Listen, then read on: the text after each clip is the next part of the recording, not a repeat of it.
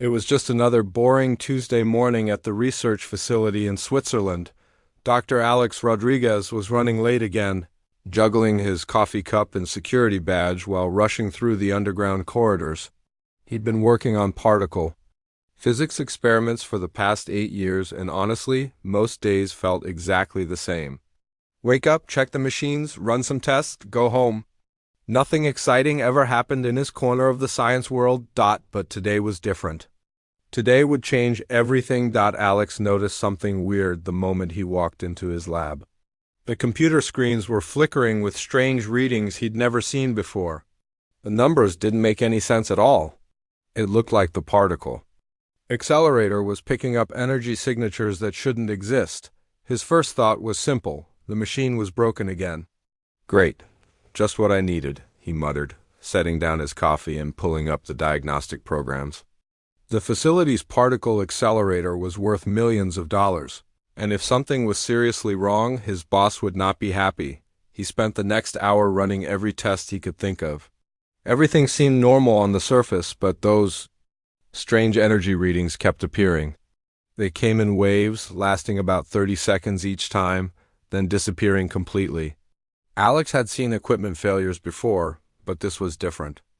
This felt almost alive. Around noon, his phone started buzzing with text messages. His colleague from the monitoring station was sending him links to news websites. Alex clicked on the first one and nearly dropped his phone. The headline read, "Strange lights appear in sky above London, authorities baffled." The article had shaky phone videos of what looked like cracks in the sky itself. Bright blue light was pouring through these tiers in the air, and people on the ground were panicking. The videos were going viral on social media. With everyone trying to figure out what they were seeing, Alex quickly opened more news sites. Similar reports were coming from Tokyo, New York, Cairo, and dozens of other cities around the world. In every case, people described the same thing: sudden tears in the sky that seemed to glow with an otherworldly light. His hands were shaking as he looked back at his computer screens. The timing was too perfect to be a coincidence. Every time his equipment detected those strange energy signatures, somewhere in the world people were reporting these sky phenomena. "This can't be happening," he whispered to himself. "This stuff only happens in movies." But the evidence was right there in front of him. His particle accelerator wasn't malfunctioning. It was detecting something real, something that was causing these impossible cracks to appear in Earth's sky. Alex called his supervisor immediately. Dr. Patricia Wong answered on the second ring, and she sounded just as confused as he felt. She'd been getting calls from government officials all morning, asking if their facility had anything to do with the global phenomena. Nobody understood what was happening, and everyone was looking for answers. "Keep monitoring everything," she told him. "Don't shut anything down, don't change any settings. Just record everything and wait for instructions." The afternoon brought even stranger developments. The tears in the sky weren't just random light shows anymore. Things were coming through them. The first reports came from a small town in Montana, where witnesses claimed they saw a metallic object emerge from one of the glowing rifts before disappearing into the clouds. Alex watched the news coverage with growing amazement and terror. Military jets were being scrambled in multiple countries. Emergency broadcasts were interrupting regular television programming. World leaders were holding emergency meetings, and nobody seemed to have any idea what to do. But the really shocking part came around 4 in the afternoon, a news crew in Brazil managed to get clear footage of something incredible.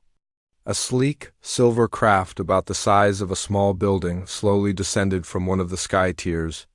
It didn't look like any human technology Alex had ever seen. The shape was all wrong, with curves and angles that seemed to flow together in ways that made his eyes hurt to look at. The craft landed in an empty field, and for about 10 minutes, nothing happened. Then a section of its hull simply melted away, revealing an opening. What emerged from that opening changed everything. Alex thought he knew about the universe. They weren't the green little creatures from old science fiction movies. These beings were tall, maybe 7 feet high, with skin that seemed to shimmer between different colors. They moved slowly, carefully, like they were in pain or extremely tired.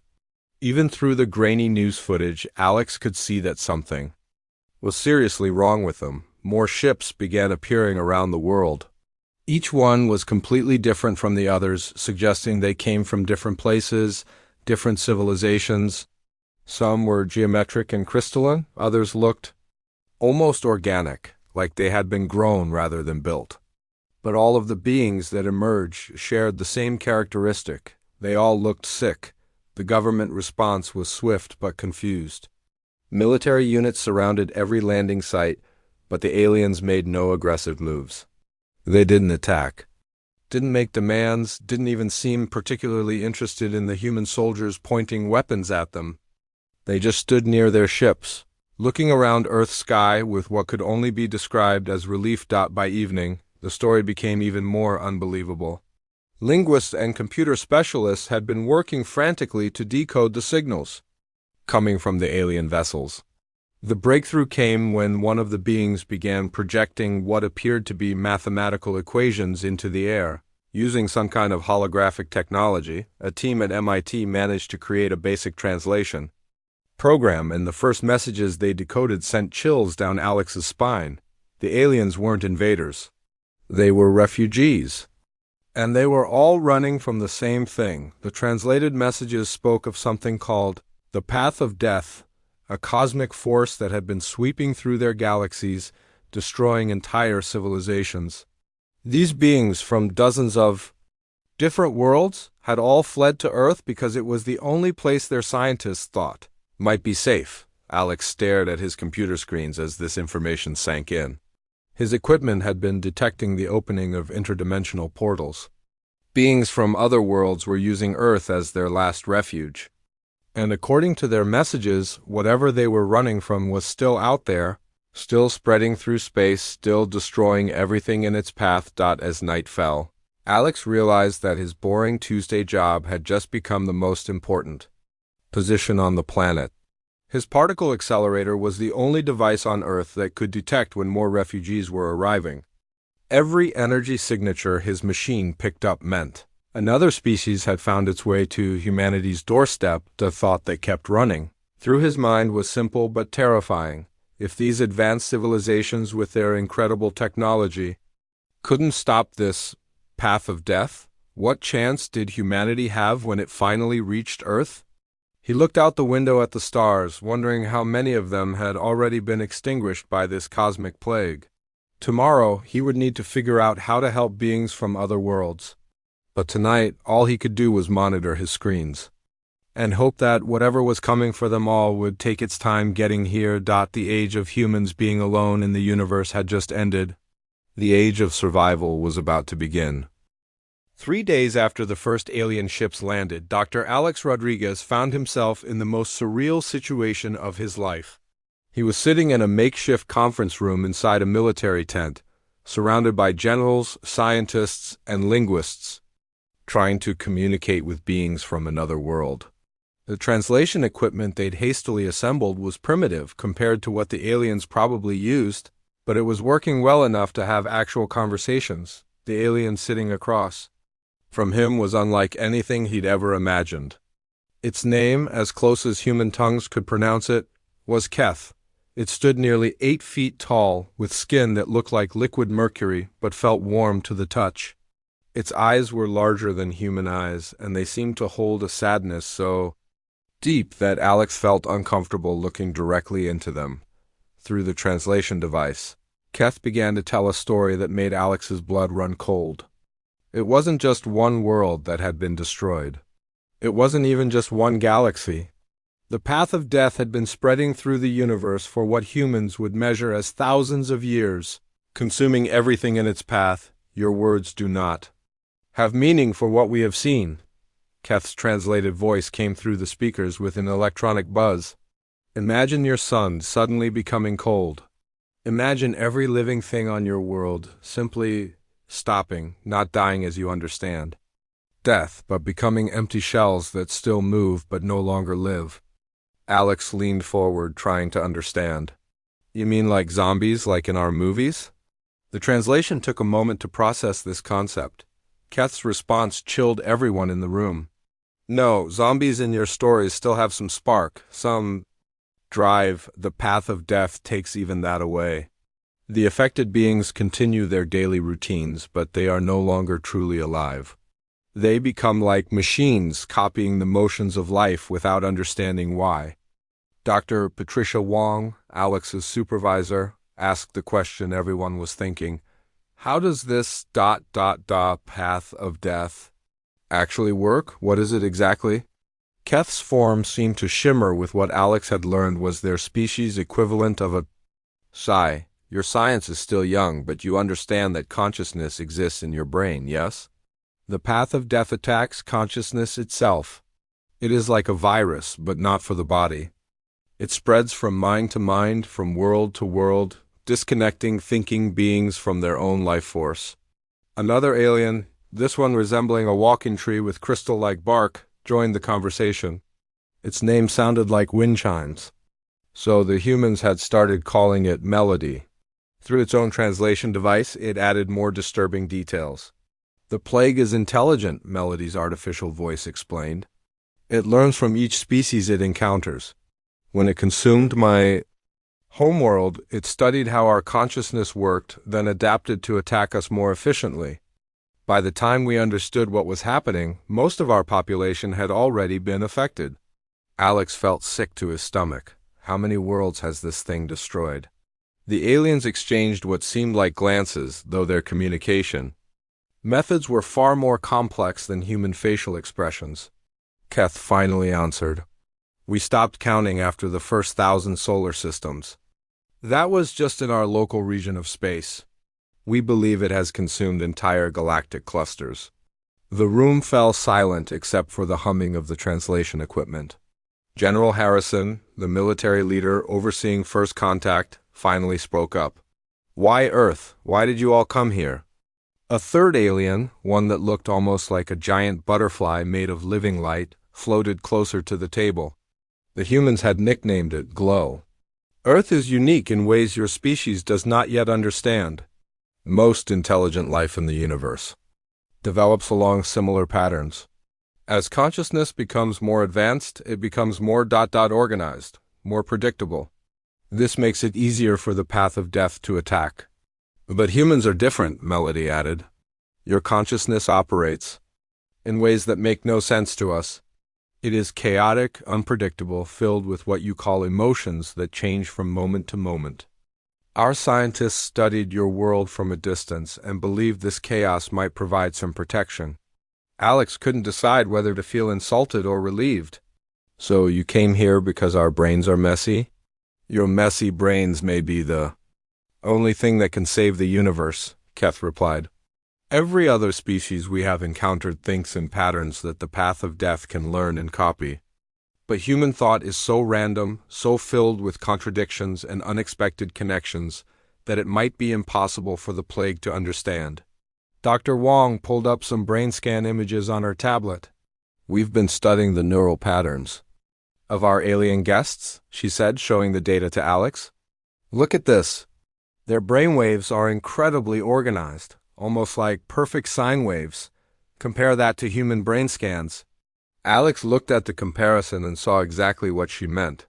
Human brainwaves looked like a toddler's drawing compared to the aliens' perfectly organized neural patterns. Where alien consciousness flowed in predictable, efficient streams, human thoughts bounced around like ping-pong balls in a tornado. This is actually embarrassing, Alex muttered. Our brains look completely chaotic compared to theirs. Chaos may be your strength, Glow pulsed with different colors as it spoke. The path of death approaches by learning the pattern of a species' consciousness, then creating a resonance that disrupts that pattern. But how do you disrupt something that has no pattern to begin with? General Harrison leaned back in his chair. Processing all of this information. So you're telling me that every advanced civilization in the universe has been destroyed by this thing, but you think humans might survive because we're too stupid to be predictable? The aliens had been learning human humor over the past few days, and Alex could swear he saw Keth's equivalent of a smile. Not stupid, different, wonderfully, chaotically different. But the news wasn't all encouraging. Dr. Janet Chun, a neuroscientist, who had been studying the alien refugees, delivered the next bombshell. We've been running medical scans on our visitors, and we're seeing some concerning patterns. It seems like the path of death didn't just chase them here, it partially affected some of them during their escape. She showed brain scans from several of the aliens. Even Alex, who wasn't a medical expert, could see the problems. Parts of their organized neural patterns were becoming fragmented, like static interfering with a clear radio signal. How long do they have? Alex asked quietly. At the current rate of deterioration, maybe 2 weeks before the damage becomes irreversible, Dr. Chun replied. The path of death seems to have a lingering effect, even on beings who escape direct exposure. Keth's form became more solid, which Alex had learned indicated determination or resolve. This is why we came to Earth, not just to hide, but to find a cure. Your chaotic consciousness might not only protect you from the plague, it might be able to heal those who have been partially affected. But there's something else you need to know, Melody added, its crystal bark dimming with worry. We escaped to Earth, but we were not the only ones fleeing. The path of death follows the same routes that refugees take. It learns from those who try to escape, using their own travel patterns to spread to new areas. Alex felt his heart sink. You're saying it's coming here anyway? Our long-range sensors detected the first signs 2 days ago. Glow admitted, its light flickering like a candle in the wind. The path of death has entered your solar system. Based on its previous behavior, it will reach Earth's atmosphere in approximately 72 hours. The room erupted in panicked voices as everyone began talking at once. General Harrison shouted for order, but Alex barely heard him. All he could think about was the fact that humanity had just learned they weren't alone in the universe, only to discover that the universe was ending, and somehow they're messy, chaotic. Supposedly inferior human brains were the last hope for all intelligent life everywhere. The clock was ticking, and they had 3 days to figure out how to save not just Earth, but the entire cosmos. Dr. Alex Rodriguez hadn't slept in 36 hours. His eyes burned from staring at computer screens, his hands shook from too much coffee, and his brain felt like it was going to explode from all the information he'd been processing. But he couldn't stop working.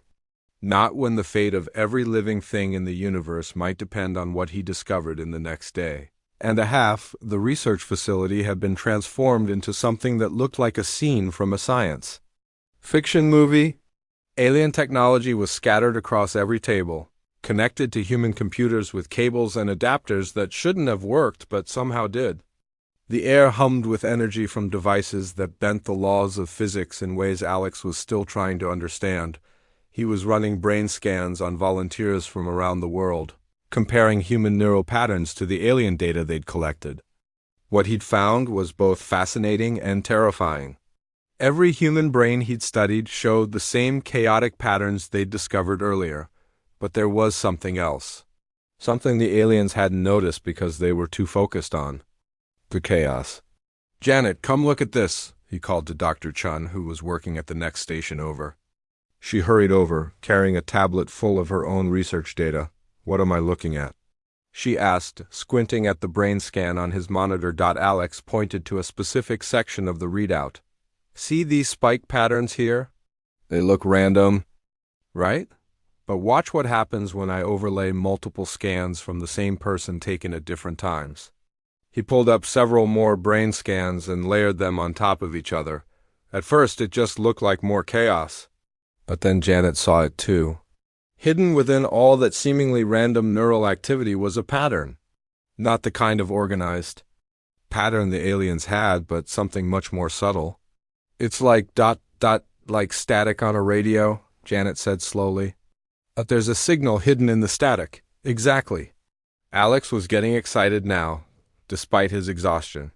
Human consciousness isn't just chaotic, it's chaotic on purpose. Our brains are constantly generating what looks like random noise, but that noise is actually creating a kind of interference pattern. Dr. Wong joined them, drawn by Alex's enthusiasm. Interference with what? Alex pulled up the alien brain scans for comparison. Look at how organized their neural patterns are.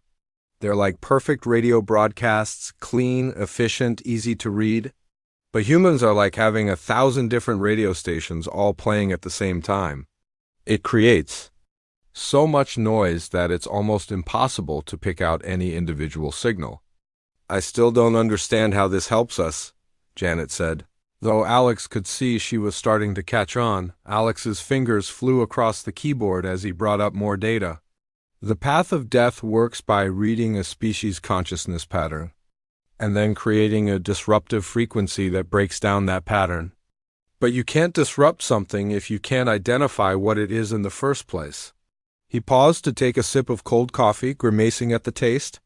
It's like trying to jam a radio station when you don't know what frequency it's broadcasting. The path of death might hit one or two of our mental frequencies, but there are so many others running simultaneously that it can't shut them all down. Dr. Wong was nodding now, understanding dawning on her face. So humans are naturally immune to this thing? Not just immune, Alex said, his voice getting more excited by the second. I think we might be able to actively fight it off. Watch this. He pulled up a video feed from one of the isolation chambers where they were keeping Keth, the alien who had been showing signs of path of death contamination. Over the past day, Keth's condition had been getting worse. The shimmering quality of its skin had dulled, and its movements had become more mechanical.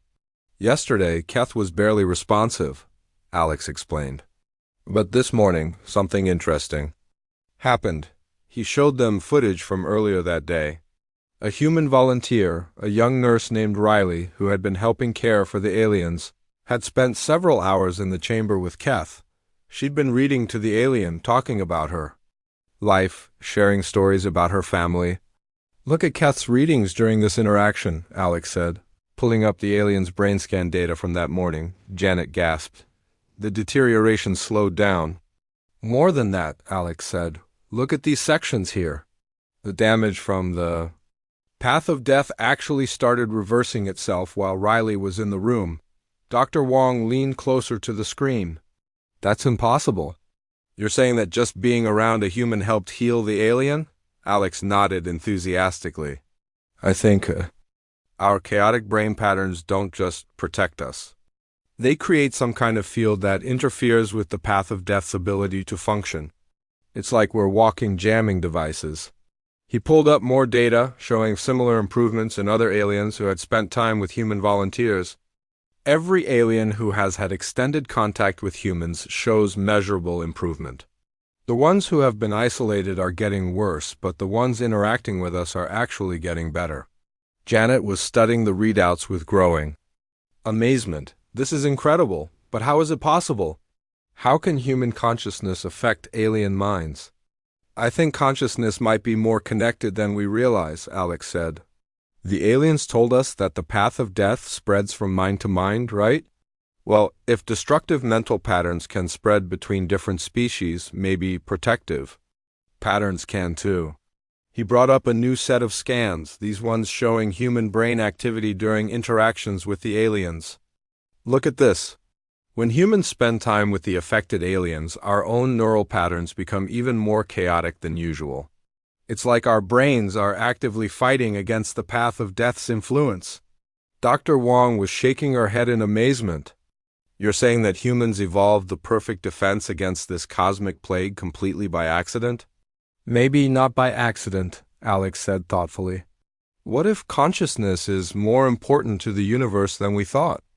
What if the reason human brains developed this way is because somewhere, somehow, the universe needed a species that could resist this kind of attack? Before anyone could respond, alarms started blaring throughout the facility. General Harrison's voice came over the intercom system, tense and urgent. All personnel to emergency stations. The path of death has accelerated its approach. Estimated time to Earth contact is now 18 hours. Alex felt his stomach drop. They'd lost an entire day somewhere. The cosmic plague was arriving much faster than anyone had predicted. We need to test this theory, he said, his mind racing. If human consciousness can really protect against the path of death, we need to find a way to amplify that effect. Dr. Chun was already pulling up new data on her tablet. What if we could broadcast human brainwave patterns somehow? Create a larger interference field? The particle accelerator, Alex said suddenly. We've been using it to detect the energy signatures of the dimensional rifts. But what if we could reverse the process? What if we could use it to transmit instead of just receive? Dr. Wong caught on immediately. You want to use the most powerful particle physics equipment on Earth to broadcast human consciousness into space? Not just into space, Alex said, his excitement building despite the terrifying circumstances. If I'm right about how consciousness works on a quantum level, we might be able to create a field that protects not just Earth, but reverses the damage the path of death has already done to other worlds. Janet looked skeptical. That's a huge leap, Alex. We're talking about using untested technology to fight something we barely understand. Alex glanced at the countdown timer someone had put up on the main screen. 17 hours and 43 minutes until the path of death reached Earth's atmosphere. We don't have time for careful testing, he said. We either try this or we wait to see if humanity's natural immunity is enough to save us. And even if we survive, every other intelligent species in the universe will still be doomed. He looked around at his colleagues, seeing the same mixture of fear and determination on their faces that he felt in his own heart. Besides, what's the worst that could happen? We're already facing the end of all conscious life in the universe. General Harrison appeared in the doorway of their lab, his face grim. Dr. Rodriguez, we need to talk. The world's leaders have been briefed on your discoveries, and they want to know if you really think this plan of yours could work. Alex looked at the data on his screens one more time. Human brains that created protective interference patterns. Aliens who healed just by being around humans. A cosmic plague that might be vulnerable to the very chaos that made humanity seem primitive compared to other species. General, he said, surprised by how steady his own voice sounded, I think humanity might be the universe's immune system. And it's time for us to start fighting back? The next 18 hours would determine whether his theory was brilliant or completely insane. Either way, they were about to find out. Dr. Alex Rodriguez stood in front of the massive particle accelerator, his hands trembling as he made the final connections to the modified equipment. Around him, scientists and technicians were running back and forth, checking cables, adjusting settings, and trying not to look at the countdown timer that now showed less than 3 hours until the path of death reached Earth's atmosphere. The plan was insane. Even Alex knew that. They were going to connect his brain directly to the most powerful particle physics machine on the planet and hope that his human consciousness could somehow create a protective field around Earth. It was the kind of thing that only happened in movies, except this time it was real, and if it didn't work, every thinking being in the universe would be doomed. Alex, are you sure about this? Dr. Janet Chun asked for the 10th time in the past hour. She was holding a tablet showing his brain scan readings, and her face was pale with worry. We have no idea what this kind of neural amplification could do to you. Alex tried to give her a reassuring smile, but he wasn't feeling very confident. Himself, Janet looked outside. Do you see that dark wave approaching Earth? That's what the end of consciousness looks like. If we don't try this, it won't matter what happens to my brain. Through the facility's reinforced windows, they could all see it now. The path of death looked like a massive storm front made of pure darkness, stretching across the sky and growing larger by the minute. But this wasn't a weather pattern, it was something far worse. It was the absence of life itself. Approaching Earth like a tsunami of emptiness, the alien refugees had gathered in the main observation area, watching the preparations with a mixture of hope and terror. Keth, the metallic-skinned alien who had become something like Alex's friend over the past few days, approached the barrier separating the safe zone from the accelerator chamber. Alex Rodriguez, Keth's translated voice came through the intercom system. What you are attempting has never been tried by any species in the known universe. Are you certain this will work? Alex paused in his equipment checks and looked at his alien friend. Honestly, Keth? I have no idea. But I've seen what happens when humans spend time with you and the others. I've seen the healing. If our consciousness really can interfere with the path of death, then maybe amplifying it through this machine will create a bigger interference field. Dr. Patricia Wong, who had been coordinating with governments around the world, rushed into the chamber with updates. Alex, we've got a problem. The path of death is moving faster than our calculations predicted. Our satellites are showing that it's not just approaching Earth, it's actively targeting our planet. What do you mean, targeting? Alex asked, though he was afraid he already knew the answer. It's changing course, accelerating specifically. Toward Earth, it's like the thing knows we're here and is coming straight for us. Alex felt his heart sink. It probably sensed the alien refugees. If the path of death can track consciousness patterns, having dozens of different alien species on Earth must be like sending up a flare. General Harrison's voice crackled through the communication system from the command center. Dr. Rodriguez, we need to move this timeline up. You have maybe 90 minutes before that wave hits our atmosphere. 90 minutes. Alex looked around. At all the equipment they'd hastily assembled. At the worried faces of his colleagues. At the alien beings who had traveled across the galaxy only to watch their last hope depend on one human with a crazy theory. All right, everyone, Alex said, surprised by how calm his voice sounded. Let's do this thing. The next hour was a blur of final preparations. They attached neural monitoring equipment to Alex's head, connected the brain-scanning devices too. The particle accelerator's control systems, and ran every safety check they could think of in the limited time they had. The plan was simple in theory, but terrifying in practice. Amplify Alex's consciousness through the particle accelerator and broadcast it on frequencies that would interfere with the path of death. With 30 minutes left on the countdown, Alex took his position in the center of the accelerator chamber. The massive machine hummed around him, generating energy levels that could normally create miniature black holes or tear holes in spacetime itself. Today, they were hoping it could save the university. Neural interface is online, Dr. Chun reported from the control room. I'm reading Alex's brainwave patterns clearly through the system. Particle accelerator is charging to full power, announced Dr. Wong. We'll be ready to begin transmission in 10 minutes. Alex tried to stay calm as the machine powered up around him. The air itself seemed to vibrate with energy, and he could feel a strange tingling sensation spreading through his body.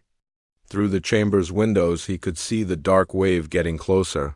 Now covering almost half the sky, the alien refugees were watching intently. Some of them had devices that Alex assumed were recording equipment. If this worked, they wanted to understand how humans had accomplished the impossible.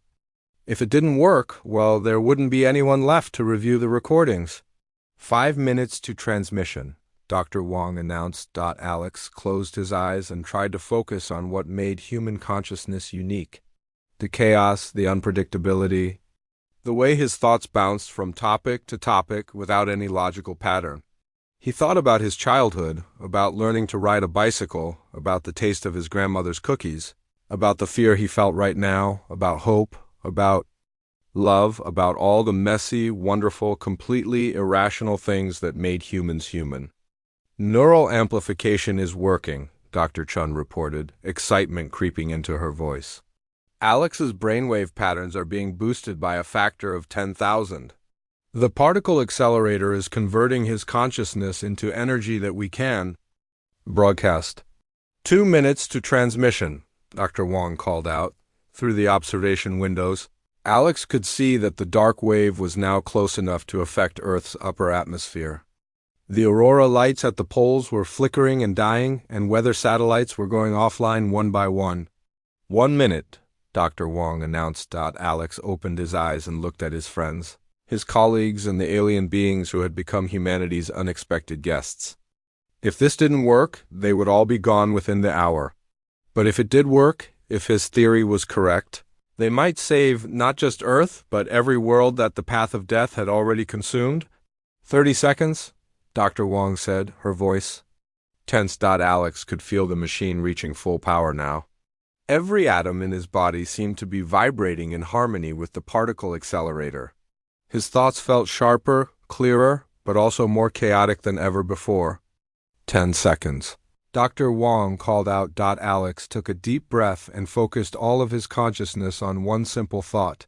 Protect everyone, save everyone, heal everyone.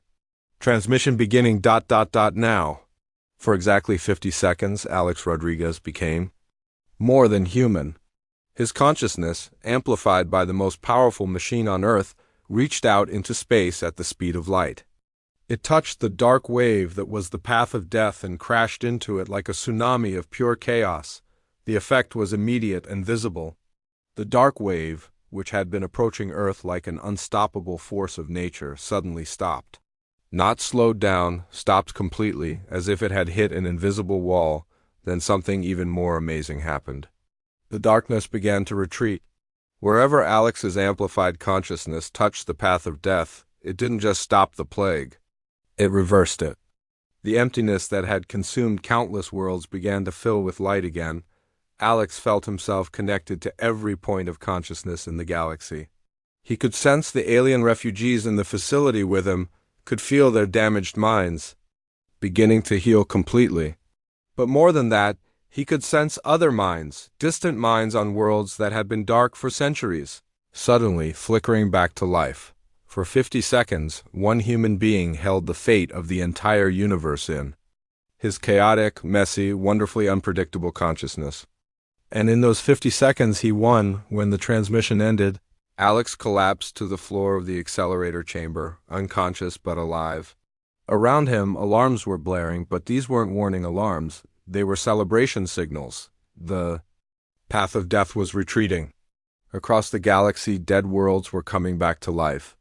And Earth, the small blue planet that had seemed so insignificant compared to the vast cosmos, had just become the most important world in the universe. Humanity had saved everyone. Dr. Alex Rodriguez woke up 3 days later in a hospital bed, feeling like he'd been hit by a truck. His head was pounding, his vision was blurry, and every muscle in his body ached. But he was alive, and according to the steady beeping of medical equipment around him, his brain was functioning normally despite having been connected to the most powerful particle accelerator on Earth. The first thing he noticed was that his hospital room wasn't entirely human anymore. Standing beside his bed was Keth, the metallic-skinned alien who had become his friend during the crisis. But Keth looked completely different now. The dull, dying sheen that had been spreading across its skin was gone, replaced by a brilliant, healthy shimmer that seemed to shift through every color of the rainbow. Alex Rodriguez, Keth's voice came through a much more sophisticated translation device than they'd been using before. You have been unconscious for 72 of your hours.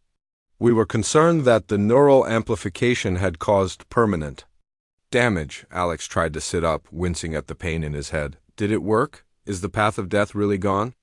Keth's form brightened, which Alex had learned was the equivalent of a smile. More than gone.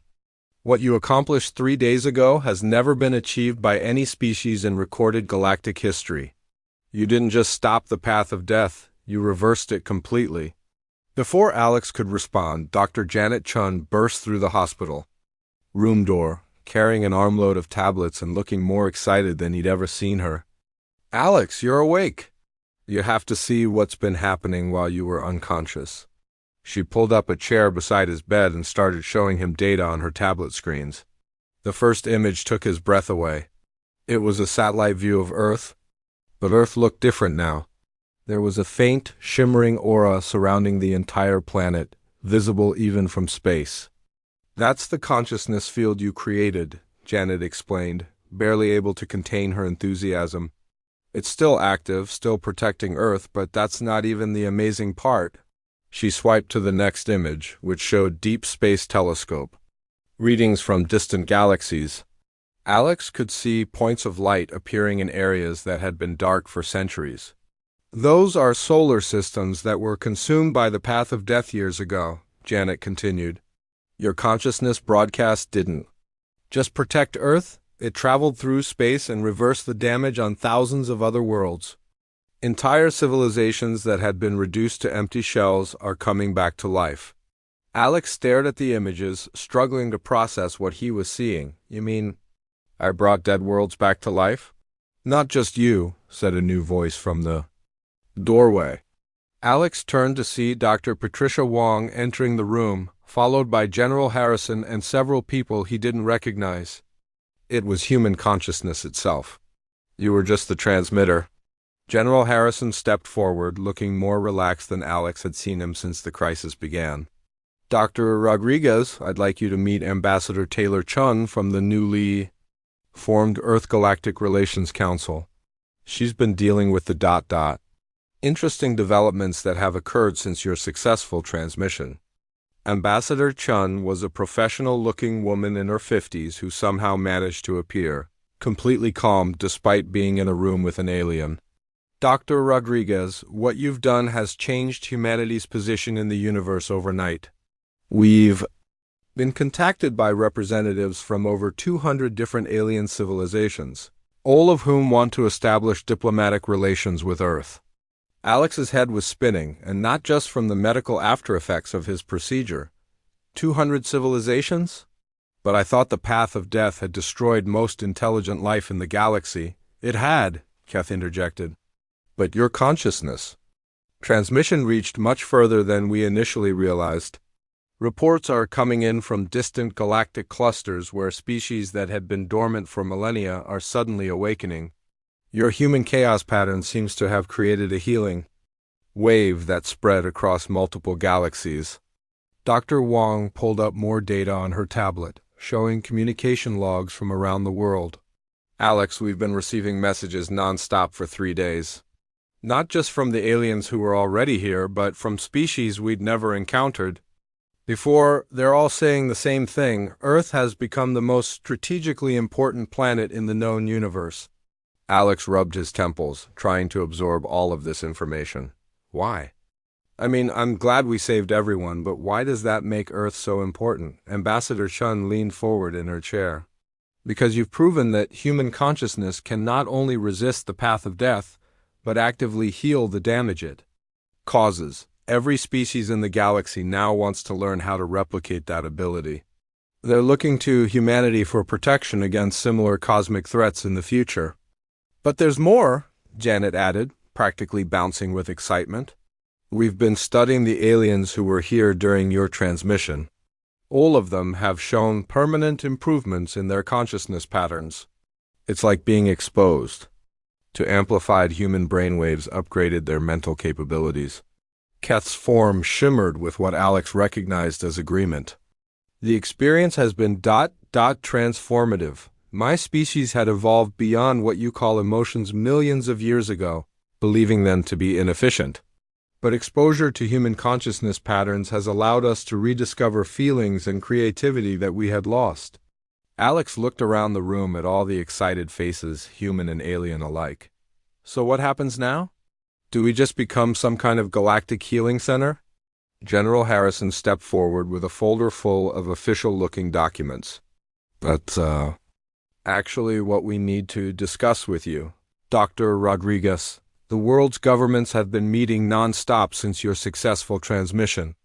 We've established something called the Consciousness Defense Initiative, and we'd like you to head it up. The what now? Alex asked, feeling overwhelmed. Ambassador Chun explained. It's a joint human-alien organization dedicated to studying consciousness patterns and developing defenses against cosmic threats like the path of death. We've learned that what happened to our galaxy wasn't unique. Similar consciousness-destroying plagues have appeared in other parts of the universe throughout history. Dr. Wong added, the alien species that have contacted us are sharing their technology and knowledge in exchange for our protection.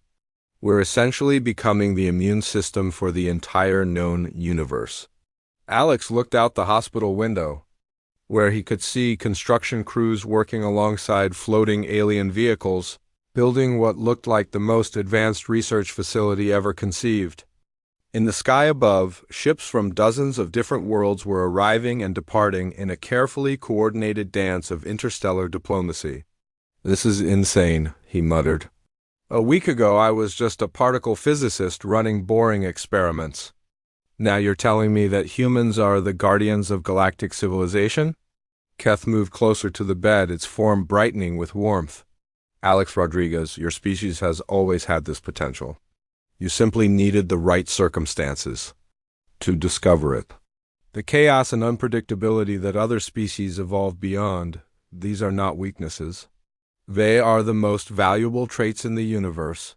Janet showed him another tablet screen, this one displaying a world map covered in blinking lights. We're setting up consciousness monitoring stations all over Earth, staffed by teams of humans and aliens working together. If another cosmic threat appears anywhere in the galaxy, we'll be able to detect it and respond immediately. And the best part, Dr. Wong added with a grin, is that we're not just protecting the galaxy, we're learning from it. Every alien species that comes to Earth shares their knowledge with us.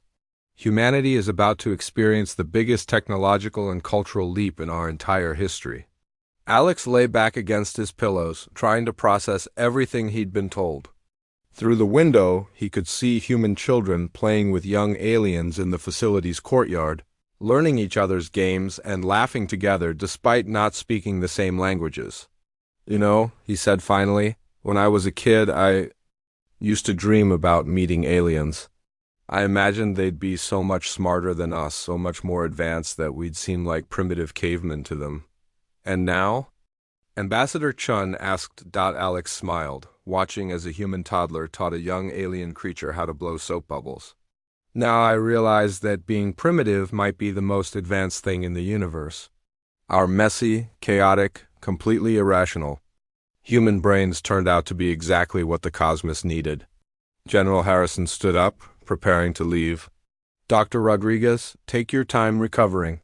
But when you're ready, we have a universe to protect. And frankly, we can't think of anyone better qualified to lead that effort than the man who saved consciousness itself.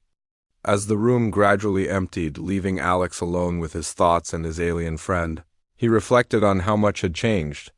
A week ago, humans had been alone in the universe, convinced they were insignificant specks on a tiny planet. Today, they were the most important species in galactic history, and their greatest weakness had become their ultimate strength. The age of human isolation was over. The age of cosmic responsibility